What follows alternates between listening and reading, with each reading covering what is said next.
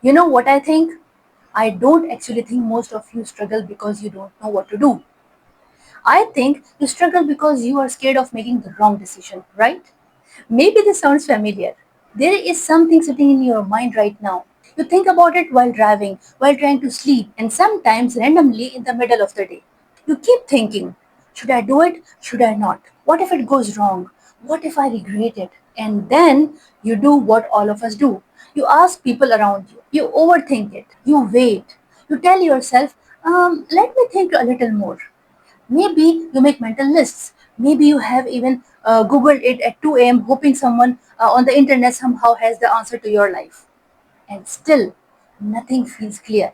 So, if that sounds like you, I want to talk about what is actually happening. Because I don't think you are confused. I think you are stuck in fear. And there is a difference. And today, I want to give you one question, just one. A question I have used for years with myself and people close to me that helps when life feels messy. The question is simple: what will happen maximum? Or, in simple words, worst case scenario. And before you think, Iram, that sounds too simple, stay with me because this one question has helped people make decisions that change the direction of their lives, literally. I have created a 15 minutes unstuck challenge worksheet. Whenever I have any problem, this challenge is the fastest version of how I think and solve my problems. Only in 15 minutes, and it gives me real clarity. Download, link is in the description. Use it and give your feedback in the comments.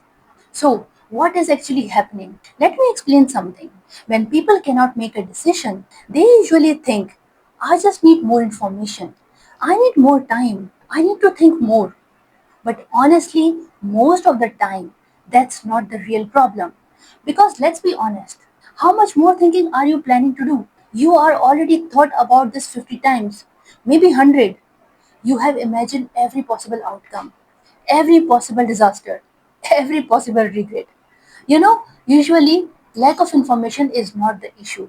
The issue is fear: fear of making the wrong choice, fear of regret, fear of disappointing people, fear of losing something, and fear that if this goes wrong. And here is the interesting thing about fear: fear rarely walks in and says, Hi, I am fear. No, sometimes fear sounds logical. Sometimes it sounds smart. Fear says, let's wait a little. This is a big decision. Maybe now is not the right time. You should, think more. You should be careful. And suddenly, you think you are being responsible. You think you are being careful and wise. But actually, you are going in circles. You know what overthinking really is? It's fear trying to protect you. That's all. Your brain is trying to stop pain before it happens, which sounds useful in a way until it keeps you frozen because eventually you are not making progress. You are just mentally tired. And I think this is why so many people feel exhausted these days. Not because life is impossible, but because their brain has been carrying the same unresolved decision for too long in the background every single day, even while you are cooking, working, or sitting with your family. Part of your brain is still arguing, should I not? What if this? What if that? On repeat, all day, even when you are doing other things. And after a while, you don't even realize why you feel heavy. You just feel tired. And here is what I want to say: avoiding a decision feels safe. I get it. But avoiding is also a decision. And most of the time, it ends up being the worst one. Because life keeps moving, time keeps moving, and eventually the cost of staying stuck becomes heavier than the risk of just deciding. Let me tell you a real story. Years ago, my sister got an opportunity to move countries. And I remember she was not just nervous, she was terrified. The kind of terrified that sits in your chest and doesn't leave. On one side, there was this real, genuine opportunity, growth, a different future, maybe a better life. But on the other side was this wall of fear. What if it goes wrong? What if I fail? What if I don't settle? What if I miss home so much I cannot function? What if I leave everything I know and it turns out to be the biggest mistake of my life? And honestly, I understood her completely. Because that's what big decisions feel like. They don't feel like choices, they feel like jumping off something with no idea what is bigger. So she did what most of us do. She started overthinking. She asked people, she thought about it, then thought about it again. She waited, she hoped that somehow if She just gave it enough time, clarity would show up on its own. But it didn't. It never does. And then one day my phone rang. It was her calling me from Karachi. At that time I was Dubai. And I could hear it in her voice immediately. That exhausted, going on in circle, kind of tired. She said, Iram, I need your suggestion. What should I do? I'm so confused. I don't know what to decide. And I remember thinking, okay, we need to stop spinning first. So I said to her, take a deep breath first. I am not going to tell you what to do, but I want to ask you one thing. What will happen maximum? Walk me through the actual worst case. If you go, what's the worst case that realistically happens?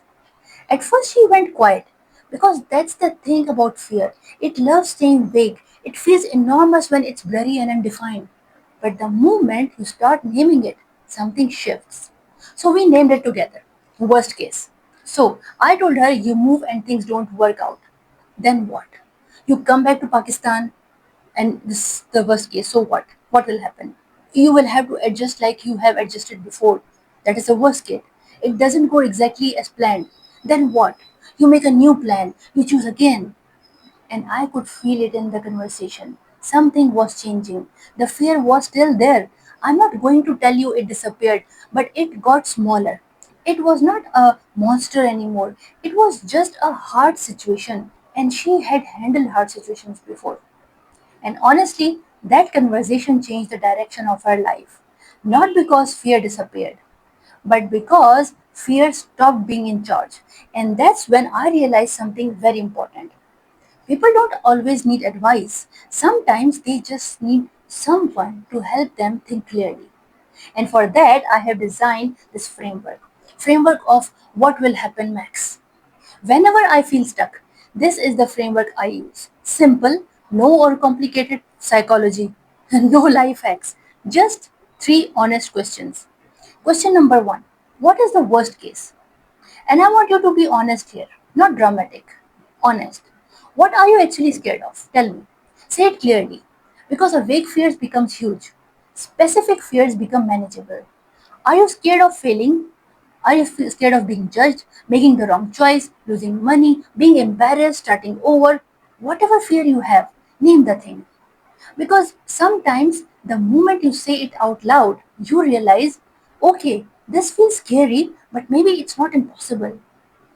Fear grows in confusion, but clarity shrinks it. Question number two: can I survive it? And I don't mean emotionally in the moment, I mean honestly. Can you survive it? Would it hurt? Probably it would. Would it be uncomfortable? Maybe yes. Would you cry? Yup, sometimes you do. Even I do. Would you struggle for a while? Possibly you would. But would your whole life end? Or would you slowly recover? Think again. Because painful and impossible are not the same thing, and they are completely different. You can survive awkwardness. You can survive mistakes. You can survive embarrassments. You can survive disappointments. You can survive rebuilding. Human beings are far more resilient than they think. I have seen this in life again and again. People survive things they once thought would destroy them, and somehow they become stronger, softer, and wiser. So ask yourself honestly, can I survive this? Most of the time the answer is yes. Question number three: is there another way forward? This question changes everything because scared minds think in extremes. Either everything works perfectly or life is ruined. But no, life is rarely that dramatic. If this doesn't work, then what? Can you adjust? Can you pivot? Can you choose differently? Can you rebuild? Can you try again? Can you ask for help? Can you start over? Most of the time, there is another way. Maybe not ideal one, maybe not perfect, but a way. And you know what happens when you actually answer these three questions? Honestly, fear starts losing its power. I have seen this happen so many times because fear feels huge and terrifying when it's sitting in your head all blurry and unnamed. But the moment you actually think it through, really think it through, it shrinks. It generally shrinks. And what I have seen 9 times out of 10, the answer to all these three questions is yes. Yes, I can survive it. Yes, there is another way. Yes, life goes on. And the moment those three yeses land, you just stop feeling trapped. Something inside you relaxes because suddenly you are not someone standing at a dead end. You are someone with options and you had them the whole time. So let me ask you something. What decision has been quietly sitting in your head? The one you keep postponing, the one you keep replaying again, or the one quietly draining your energy. I want you to do something after this video. Take a piece of paper and answer these three questions. What is the worst case? Can I survive it? Is there another way forward? And answer honestly, not emotionally, honestly. Because maybe you are not confused, maybe you are scared, and fear loses power the moment you stop avoiding it. So, what will happen next? Think about it. And if this kind of clear thinking helps you, subscribe to my channel. No fluff, just better thinking for difficult decisions and messy moments in your life. See you in the next video. Till then, bye bye.